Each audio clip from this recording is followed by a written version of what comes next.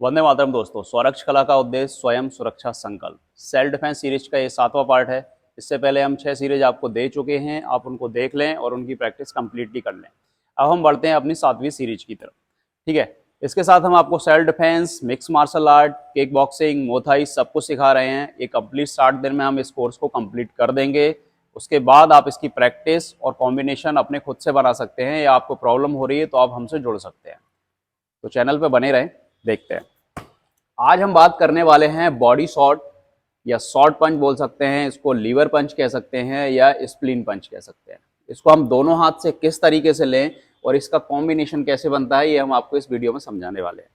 पहली बात आप समझ लीजिए कि बॉडी शॉट क्या है ना, एक शॉर्ट रेंज का पंच है, इसको आप दूर से नहीं ले सकते।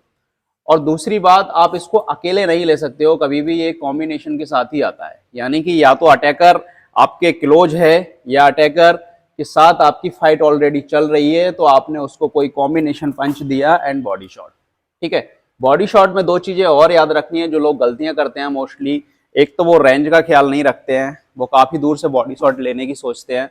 इसमें क्या है ना, सामने वाला डैमेज नहीं होगा बल्कि आप अपना गार्ड खो रहे हैं। गार्ड यानी आप अपने फेस के गार्ड को हटा रहे हैं, जिससे सामने वाला आपको कंप्लीटली डैमेज कर सकता है। मान लो मैं यहाँ से बॉडी शॉट दूर से ले रहा हूँ और सामने वाले का पंच जो है ना स्ट्रेट मेरे फेस पे पड़ेगा, क्योंकि मैं गार्ड खोल रहा हूँ अपना।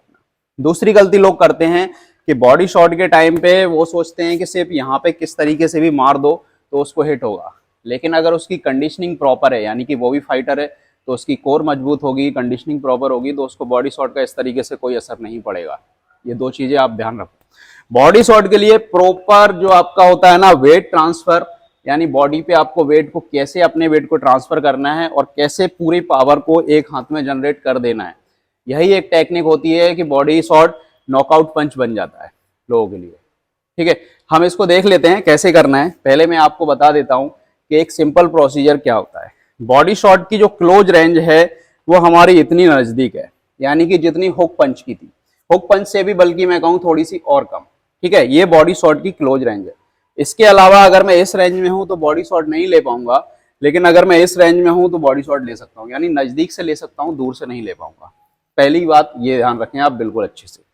दूसरी बात, बॉडी शॉट लेते टाइम आपकी जो बॉडी का गार्ड है वो आपके फेस पे होना चाहिए, क्योंकि अगर आप बॉडी शॉट लेने बिना गार्ड के जा रहे हो तो यहाँ से उसके पास नी है जो मुंह पे मारेगा, या हुक पंच मार सकता है, या आपको सीधा सबमिशन में ले सकता है। वो आपके लिए ज्यादा डेडली हो जाएगा। तो दो चीजें आपको समझ आ गई कि बॉडी शॉट में क्या क्या सावधानी रखनी। ठीक है, करना कैसे है मैं बताता हूँ। पहली पोजीशन आपकी लेग्स की वही रहेगी सेम। ठीक है, आपका टोस पे वेट रहेगा, आप देख रहे हो कि सामने आपके अपोनेंट है और वो आपको क्रॉस पंच करने वाला है। क्रॉस पंच यानी स्ट्रेट पंच रहता है, मैं आज पे वीडियो बना चुका हूं तो आप लोग पता है, ये डायरेक्टली आपके फेस पे ही पड़ेगा। तो मुझे इस रीच से उसके क्लोज में जाना है, क्योंकि मुझे इस पंच से बचना भी है और क्लोज में भी जाना है। तो मैं अपने गार्ड को लूंगा एंड अपोनेंट के 45 डिग्री, यानी आप मेरे सामने से 45 डिग्री नापेंगे तो इस साइड जाएगा। जैसे मैं आपके स्ट्रेट में खड़ा हुआ हूं और अगर मैं 45 डिग्री निकलूं तो मैं इस लाइन से 45 डिग्री इस साइड जाऊंगा, यानी मेरा अपोनेंट बिल्कुल मेरे सामने, ये बीच का लाइन, और मैं 45 डिग्री इस साइड। तो 45 डिग्री मुझे निकलना है अपोनेंट से डाउन होते हुए, लाइक ये। ठीक है, अपोनेंट मेरे सामने है, उसने पंच थ्रो किया एंड में डाउन, यहां से देख लो, पंच थ्रो एंड में डाउन। ये मैं 45 डिग्री निकला इसकी साइड से, तो 45 डिग्री पे क्या है, अब मेरे सामने इसकी रिब्स खुली हुई है। ठीक है, आप देख लो, जैसे ही इसने स्ट्रेट पंच किया तो ये देखो, ये रिब्स का पूरा पोर्शन यहाँ पे खुला हुआ है। ठीक है, अब मैं यहां से बॉडी शॉट लूंगा। तो पहला कंडीशन, मुझे सामने से 45 डिग्री निकलना है गार्ड के साथ, एंड मेरी हील ट्विस्ट होगी इस तरीके से, और बॉडी का जो वेट है ना फ्रंट लेग पे पूरा ट्रांसफर हो जाएगा, यानी कि 90%, 10% केवल पीछे रहेगा। यहां से मैं बॉडी के वेट को ट्रांसफर करूंगा पीछे वाले लेग पे फिर से, और पीछे वाले लेग पे ट्रांसफर करते टाइम ही बॉडी को ऊपर की तरफ इस तरीके से फेंकूंगा ये, और फेंकते टाइम ही पंच को नीचे से थ्रो करूंगा ये। ठीक है, पंच जब थ्रो होगा तो हमारा वेट ऊपर की तरफ इस तरीके से आएगा, और जब ये कांटेक्ट करेगा इसकी रिब्स पे, जब ये कांटेक्ट करेगा यहां रिब्स पे, तो पंच इस तरीके से रहेगा ये। जब ये पड़ेगा तो ये रेप्स ऊपर की तरफ जाएगी। यहाँ से फ्लोटिंग रेप्स खाली रहती हैं, यानी कि यहाँ कोई जॉइंट नहीं होता है, सिर्फ इस तरीके से। ये रेप्स टूट के फेफड़ों में भी धस सकती हैं। तो ये पावर होती है इसकी। जब हम इसको हिट लेते हैं तो सिर्फ बॉडी का मूवमेंट जो है ना चेंज कर रहे हैं बार बार। मूवमेंट चेंज करने से ही पावर जनरेट होगी। अगर आप सोचो कि मैंने सिंपल हाथ लिया और बॉडी शॉट ले लिया, नहीं, मेरा एक हाथ कितना वजन जनरेट कर पाएगा? 2 किलो या 3 किलो। लेकिन अगर मैं अपनी 75 या 80 केजी की वेट का ट्रांसफर करके पूरा पावर के साथ इसको उठाऊंगा तो इसके पास कम से कम मेरा 30 केजी वेट ट्रांसफर होगा। और जो कि रिप्स पे पड़ेगा ना, तो 100% रिप्स टूटनी ही है। या भाई ज़्यादा पहलवान होगा तो नहीं टूटेंगी, लेकिन ये है कि वो बैठ जाएगा कुछ देर के लिए। कुछ देर के लिए तो उसका बैठना डेफिनेटली है ही। तो ये बॉडी शॉट की पावर होती है। अब हम दोनों साइड से देख लेते हैं और आपको पूरा लेग मूवमेंट दिखा देते हैं। आप एयर में सिंपल इसकी पहले प्रैक्टिस करें।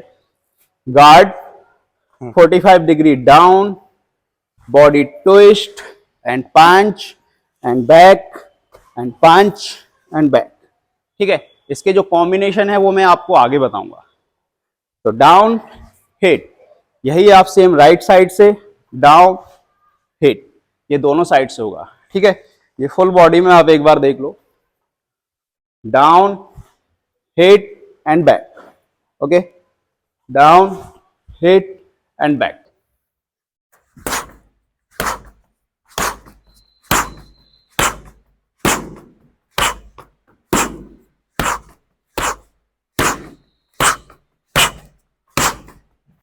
ठीक है, इसके लिए एक्सरसाइज जो हम करेंगे उसमें रहेगा, एक आपको प्लेट ले लेनी है कोई भी 10 kg या 5 kg, और फिगर ऑफ 8 की इस तरीके से एक्सरसाइज करनी है।